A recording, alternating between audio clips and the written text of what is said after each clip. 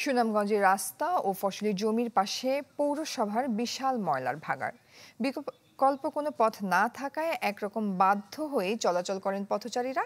এটি সরাতে স্থানীয়রা কয়েকবার রাস্তা অবরোধ ও মানববন্ধন করলেও মেলেনি সমাধান। আর কাবেল বাংলাদেশের একমাত্র ইউএল এবং ভিডি সার্টিফাইড কেবল, যা এ গ্রেড এলএমই রেজিস্ট্রেশন।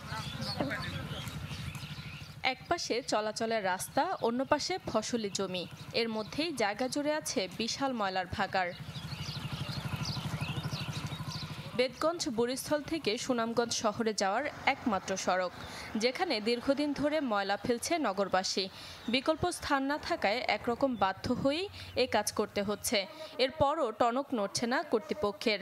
দুর্ভোগে পথচারী সহ স্থানীয়রা।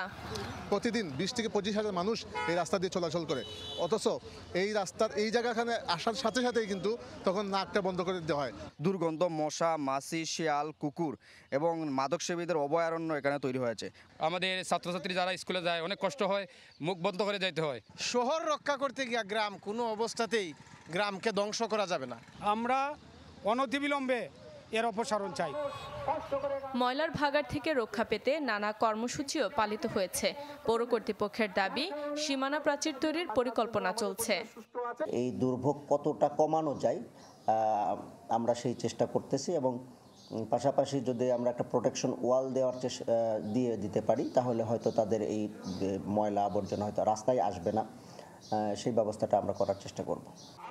দ্রুত এই ময়লার ডাম্পিং না সরালে কঠোর আন্দোলনের হুঁশিয়ারি দেন স্থানীয়রা।